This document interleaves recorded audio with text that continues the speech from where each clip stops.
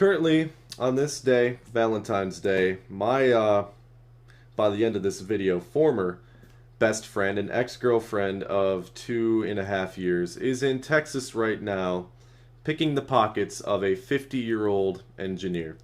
She's 22, by the way. I used to think Valentine's Day was a bunch of horse shit, and I still kind of do. But you don't really get enough of an appreciation for the idea of the day, not the retail crap, the idea of the day, until you're alone in an apartment for a week, taking care of your former love's shit while she goes and romances some rich guy in Texas, and everybody else around you seems to be doing fine. You see the couples, and you think about the love you once had with the person that's so close to you but so fucking far. You examine all the things, you observe the love, and sometimes you're just alone in an apartment. Now, this is going to be in a similar vein of the long angry rant about my personal life video I did some time back, but it won't be angry. In fact, I may even cry at some point in this video. One thing I don't want, and this is not my intention, is to get sympathy or comfort or care. I can comfort myself enough with my own methods. Here's the real point to this. Catharsis. I've had a harmony between this and various cameras, not just this one, but there's a harmony, me and this camera. For 2.5 years, I've spoken my mind and yelled and given my thoughts to this camera, and those thoughts and those yellings and those ramblings, they go to you, the subscribers. The subscribers that I told have pulled me out of deep, dark places in my life. With your pictures, the fake memes, the get that shit out of here stuff, the comments, the messages, the well wishes. But I've never really elaborated on what is going on.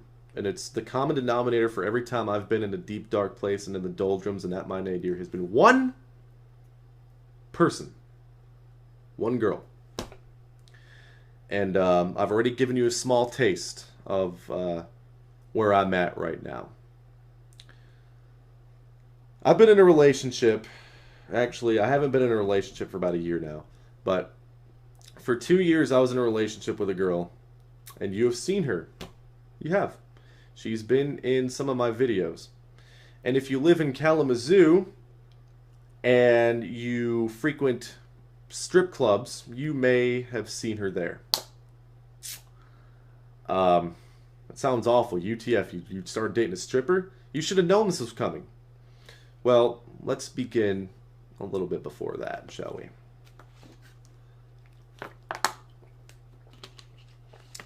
I met this girl when I was in a similar deep, dark place back in Flint, Michigan. You guys have heard about Flint, Michigan. Terrible, terrible fucking place. My mom had taken a buyout from GM. We lived in Texas before this for 3 years. She took a buyout for them because they were going belly up, and she relocated back here, and I followed her because I didn't have a steady place to stay in Texas. And for the better part of a year, she burned straight through her buyout money. She didn't manage her money decently enough or well enough at all. In fact, she managed her money very poorly. So we all ended up pretty much broke. And I put in about 35 job applications, but this is Flint, and I didn't hear anything back. So on a whim, I was on a website called Zeus, and I was just looking for companionship. I mean, I wasn't looking for a relationship or some girl to pull me out of the hole, because what was I going to do? Woo her with my money and my 10-year plan and my 401k and my college degrees? No. I was looking for some friends because I was extremely depressed. And out of the blue, this girl messages me and tells me to message her, blah, blah, blah, blah, blah, blah, blah. A month later, I'm somehow living with her in Portage, Michigan, technically Kalamazoo, Michigan. It's only a mile away. Living with her at her parents' house. I just sort of got wedged in there. She basically kidnapped me and rescued me at the same time. I was so grateful for her rescuing me from this place that I almost found God. I almost had a religious epiphany because of this, because I couldn't figure this out. How did I go from being nowhere to being on a website to a month later having seemingly no troubles at all? I found a job within a week in this comparatively fertile economy in Kalamazoo. Well, those blessings would soon flush themselves down the toilet. Now, we fought like any other couple She said I had a bad temper. I said she didn't care enough. She was very careless, very reckless with her driving, and that would regularly piss me off. But we fought like any couple would. And within about 3 months, she cheated on me with a rich guy. Rich guy is a motif, remember that. She cheated on me with a rich guy from her college, Western Michigan. And I found out in a very horrible way. I saw pictures of them together, kissing in his lovely automobile. But here's the funny thing. She showed remorse. She apologized to me and she was in tears and even almost hinted at trying to kill herself. This was emotion coming from her. And we talked it out. I made sure she was okay. And we carried on.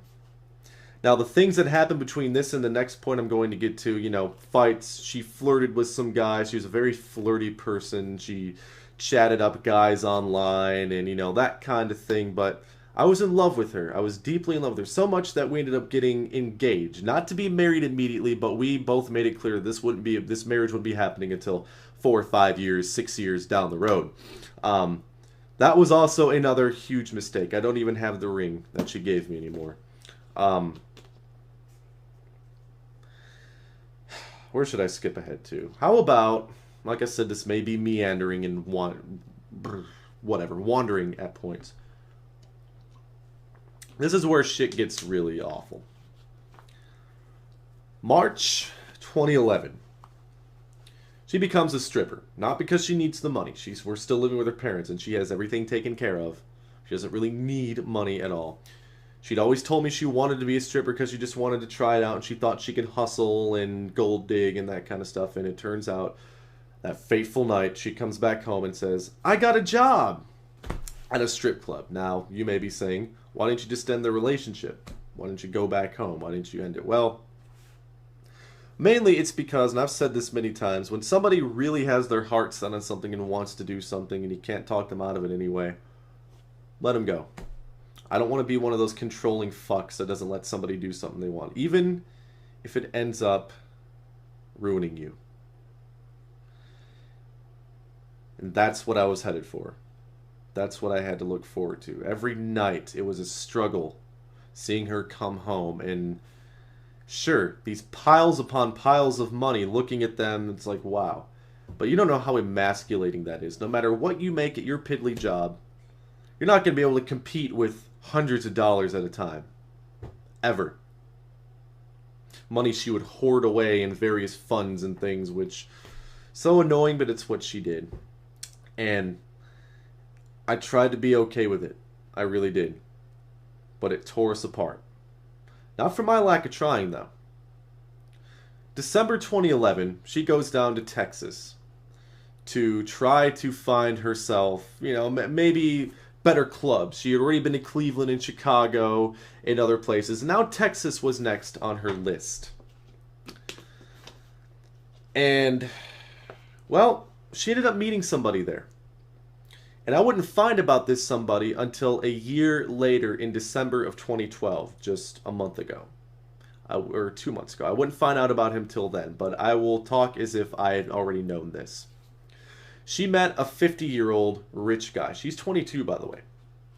And apparently within a week, judging by the messages I've read, she was already in love with this guy. More specifically, his money. The money that I could never compete with, that she was making. The money that I always felt so bad that I could never make and racked myself with guilt over. The money that I could never even compete with. Wooed her in. And they were well on their way. I found out about the guy a couple of months after she came back home. But she told me it was business only. He was what is affectionately known as a sugar daddy. A guy that carouses a girl around time and they gallivant and traipse across the land and he buys her shit just to have her on his arm. Maybe because he has an STD? Maybe because he doesn't have enough personality on his own to find a true love? I know jack shit about this guy. And I never will know anything about this guy. I know that he stole her from me, but that was all on her. She wanted the money. Maybe. Who knows? But I was told that he was just a business thing. She just goes down there and she wooed me by saying, I can even buy you some things. You want a new laptop? Want something? I can get him to give you money. She'll deny it to his face, but you know. So I said, fine, whatever. Why don't we fast forward to May of 2012, our 2-year anniversary. Through the trials and the tribulations and the strife, through all of that, we made it 2 entire years. Indefatigably, we charged towards that line of 2 years. We made it. At least I thought. 2-year anniversary. Spent some time together. Kick back, maybe do a little love. Not this time. Because she was going to a hottest stripper contest at work on our 2-year anniversary. No joke. No punchline. No nothing. She told me that she would rather go to a hottest stripper contest. But she would make it up to me for missing our 2-year anniversary. I'm like... Bleh. And by the way, we were in a relationship at this point. So she was courting this rich guy and falling in love with him while she was in a relationship with me. So this is cheat number 3. Now, she had been talking about getting a liposuction for a long time. You've seen her in some of my videos. She is not fat. She didn't need a liposuction, but she wanted it. She knew she had the cash, and she knew this rich guy could reimburse her. $7,000 is what it took for them to suck fat out of her. She was the most beautiful girl I laid eyes upon before, but that wasn't enough to her. And she truly was the most beautiful girl I ever knew. On the outside. But before she got the liposuction, she wanted to go ahead and do the hottest stripper contest. And I said, okay, you think you're so ugly that you need to get a fucking liposuction. So what makes you think you're going to go and win a hottest stripper contest on our anniversary? Stay here. Nope. She went. And lo and behold, she didn't win. So you might be thinking, whoa, John, she made it up to you in a good way, huh, partner? Did you get yourself some money, some... No. I got a divorce, technically. She broke up with me the next day. That's how she made up for it. That's how she made up for skipping out on our anniversary by going to a beauty pageant at a restaurant. Broke up with me. No emotion, cold, callous face. It's over. A lot better than the time she broke up with me back in the summer of 2011, cornering me with all of her friends, telling me that it was over. And what did she do after she broke up with me the first time? You want to know what she did? She ran off and fucked one of her friends. She told me that she needed an open relationship, and she cornered me. I loved her, I was still in love with her, I was hurt, I was down, and I would say anything to get her back. So I said, yes, we can have an open relationship. But before that, she'd already banged the guy, so it didn't even matter. She backed me into a corner. She had 7 of her friends outside the door. And all one by one, they comforted her and consoled her as if she was the real victim.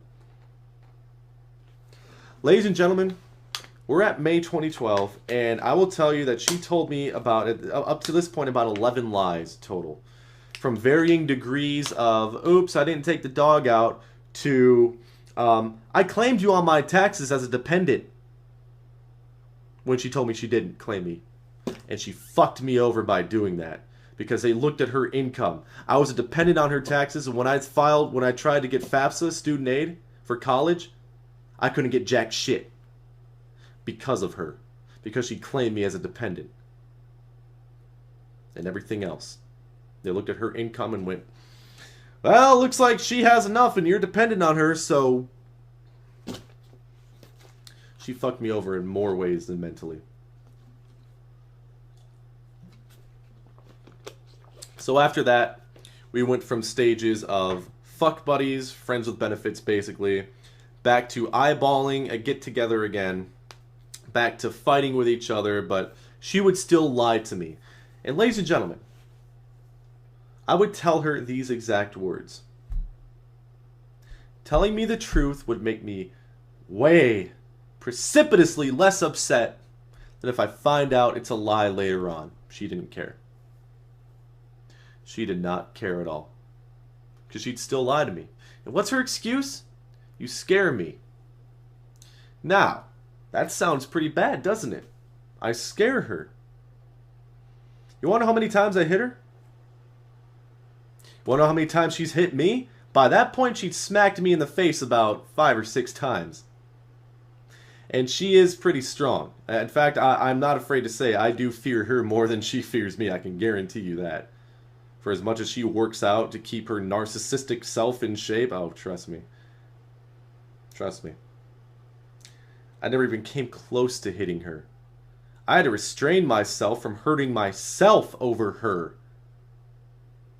It was an excuse. A watered down excuse.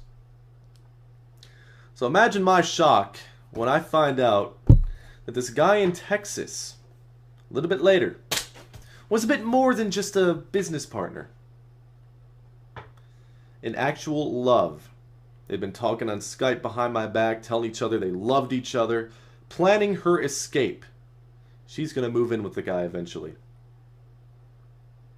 We were in a relationship when she went down there and fucked me over with this guy. She didn't have the balls to be honest with me. Didn't have the balls to tell me. Hey, John, here's this rich guy. You're not rich, he is.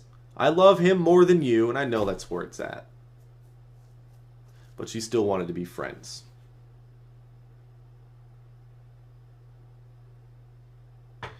And now, she's down there again.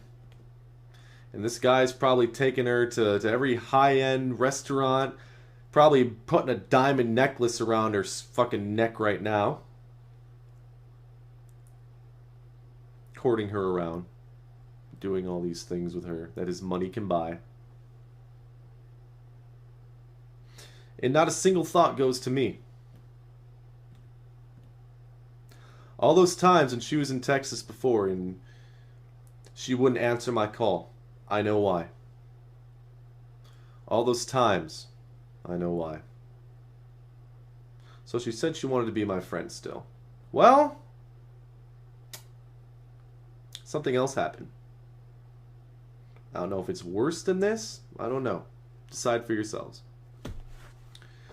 She came into my bedroom one morning and said she had chlamydia. And tried to bullshit me into saying that she got it at the strip club from rubbing up on somebody, okay? Now, I immediately knew it was horseshit, that she probably got it from fucking somebody else, but I was tired of fighting at this point. I just wanted to... Here's the deal. I never in my life had an anger problem before her. Never. There are many people that can back that up. I never had a problem controlling my temper. I never had a problem stifling myself. But I was so worked up over the things she did to me, and I had been enraged and gone nuts and cried so many times with this girl that I just said, you know what, fine. We're not going to fight over this. You got it at the club. She got me the pill, took the pill, it's all over. Chlamydia is a STD that just, it's not extremely serious. It can be cured. The pill made me sick, but it can be cured. But I wondered and I wondered and I thought and I thought. And when you've been lied to by somebody for so long, you need to find your own truth. You need to do your own investigative work. And I did. On her Facebook, I saw a message to a guy. A certain guy we'll call Thomas. Thomas, by all accounts from her, was a big, fat, ugly guy she would never have sex with ever in her life. Yeah. No, he wasn't, because they fucked. The message said, hey, I have chlamydia. You might want to go get checked. She couldn't even be honest with me when she gave me a fucking STD. I asked her, who did you have sex with to get this? Nobody.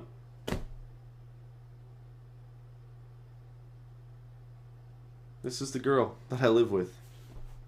Not for long. You may be asking yourself, and there are plenty of other things, but why bother? You may be asking yourself, John, why are you still with her? Why are you still here? Number one, I'm hopeless. When I'm with somebody, I keep hoping they can change. And that's what I hoped out of her, because she always told me, John, I'll change. And I kept sticking around like a fucking idiot. Number two, I've never been exactly in the financial position to leave. But here's what you need to know about that. She told me at one point, after I left one of my jobs, she told me that as long as I looked for college and went to college, I wouldn't have to have a job. She was making enough money to support 10 small families, okay? She told me that as long as I focused on study, I wouldn't have to get a job. But I still cleaned her house when she wasn't gone. She was gone for about like 2/3 of any given day. Only came back to sleep. The gym, the store, work, all that stuff. Kept her house clean, did her dishes, took care of her pets, the most important thing. So I kept myself pretty busy with all that. That was the understanding that we had reached. But at one point she said if I could get college, then I could go, that I could forego finding a job. Fine, okay. Because at one point my job search had stagnated. It wasn't as easy as it was when I first moved here. Well, like I told you, when I went to see how much the FAFSA would give me, guess who claimed me on her taxes as a dependent? I slipped into so deep of a depression that logic doesn't do much for me when it comes to her. I've given up on her trying to change. I've given up all hope on her trying to be a decent individual. But I've been paralyzed with depression at many, many times. I can still make the videos because they're all I really have right now. Sure, I have some friends I hang out with in real life. Sure, I have things that I do, but by all accounts, I am not in the best place financially. But there is hope. My old band, I do still make some money with YouTube and on the side with various things. The band that I played with when I lived in Flint, they have a plan. They are going to buy a motorhome within 4 years, and they're going to go to California to try to make it big. Or to try to find something, because they haven't found anything in the hellhole that is Flint, Michigan. They offered me to ride along with them. I'll just have to pay some rent, take care of my own things, necessities, and I'd be with them. I got along great with these guys. These two are the best musicians I've ever played with in my life, especially Brooks, the guitarist. The guy is fucking phenomenal. Steve's a great bassist in his own right.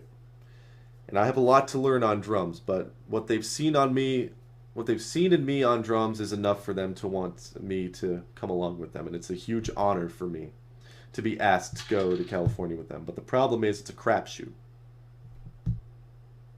Yeah. What if I run out of money? What if all the what ifs come floating in? But the way I see it, I have nothing else at this point. I really don't have anything else. And as odd as it sounds, she's taken everything from me. Because this up here controls all of this. And my mind has been fried. I'm no longer the person that I was. I'm angrier, meaner. Somehow I've been able to control all that with my videos, I suppose. At times it's not easy. The bad side of me comes through. My biggest fear is that I'll never be the same even after I leave her. I don't want to end up like my dad. I don't want to end up like the boyfriend she had before me that she drove to a drinking habit. So I've heard. I don't want any of that. I want to be me. Who I was before her. I want to be the person I was before she molded me and warped me into what I am. And I think I can. I just have to find the will.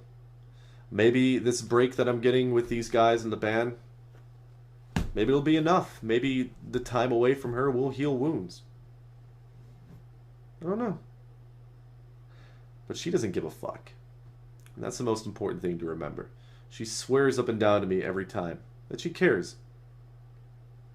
She cared about me, she would tell me who she had sex with. Or even that she had sex with somebody else. When she passed me along a nice STD. Which I don't have anymore, don't worry about that. Okay. And I don't even know if I had it to begin with. It was just a precaution. Whatever. It doesn't matter. She really gave a shit about me. Why'd she break up with me the way she did? So classlessly, so carelessly. She really gave a shit about me. She wouldn't have cornered me into an open relationship. She gave a shit about me. She wouldn't have cornered me into half the shit she cornered me into. I wouldn't be here doing this. I knew long ago there was no hope for her and I to be boyfriend and girlfriend again, or fiance, what have you. I don't even know if we can be friends. I don't know if I can handle being her friend, because if I leave, and when I leave, here's what I have to contend with. This girl, who has treated me like absolute shit, with the exception of helping me out financially, which she held over my head and used as justification to treat me like shit, in the face of everything I did for her around the house and for her pets. She still is a winner. She's got this old fucking bag of bones in Texas. With the 2 sons that I'm sure she's crazy for. Watch out, dude. She might end up fucking them pretty soon. She gets all the money that she'll ever need. Because she's going to move in with this guy. She's not going to have a care in the world. She won't even have to be a stripper anymore. She's going to leave everything behind here to be with him, including me. And what do I get in return?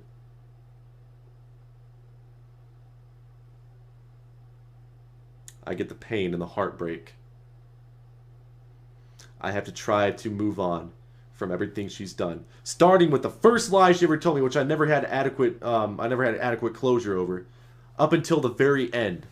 The sex shit. I get to deal with the realization that I've turned into something I've never wanted to be, and I swore to myself I would never be.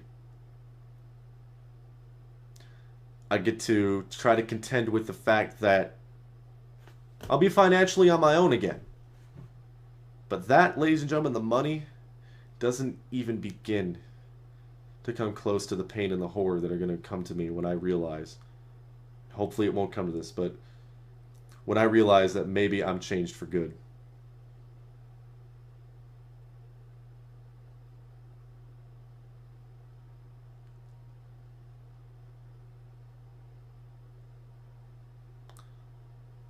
Before she left for Texas this last time, I told her that there's a good chance when you come back we're not going to be friends.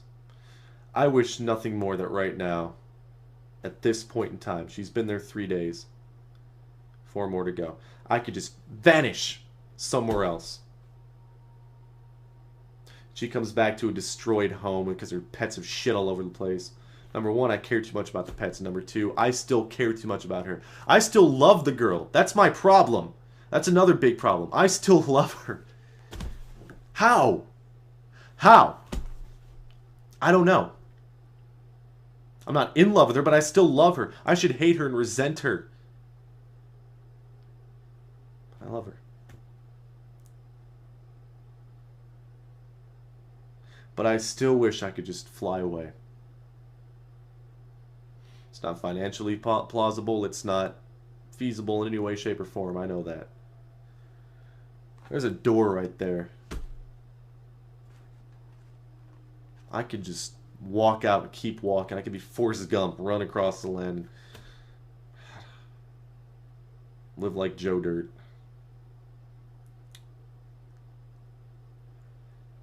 You don't know how many times I've laid my head down to rest and dreamed about that. That the next morning I'd wake up and she would not be there. Because she can't change. She cannot be a decent person to me. Apparently I'm the only person she's treated like this. Because I'm too pathetic, too sickly, too whatever. But as long as I know she can't change, she can't stop lying to me. Her latest lie, ladies and gentlemen, 2 days ago while she was in Texas. She lied to me about the reason her friend was knocking on the door and coming in and grabbing her bag full of money because she thought I was going to steal it. Ignoring who has the trust issues. She told me, oh, he's just going to grab a few things. And he even lied to me about it. But whatever. She cannot change. And she is much too happy with this rich guy. Guy that I'll never meet. Guy that I'll never care to meet. Guy that if I were to meet him in real life, I'd probably punch his lights out just on principle alone. Or would I? Maybe I might shake his hand. And thank him. Thank him for eviscerating a demon. As much as it hurts, she had to lie to me about your scrawny 50-year-old ass. She's in a better place now. Because you obviously sought her out. For her looks. And for her shamelessness for what she does for a living. You two are perfect for each other. And you need to even have the balls to tell me. Send me a message or something saying, hey, this girl's mine now. I had to find out the way I did. You two are two sleazeballs that deserve each other.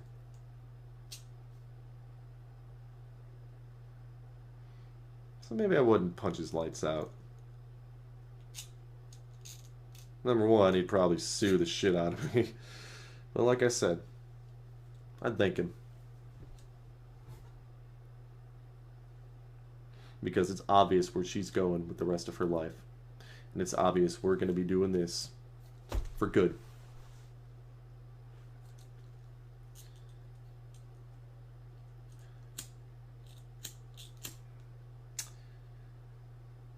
There are no eternal flames, people.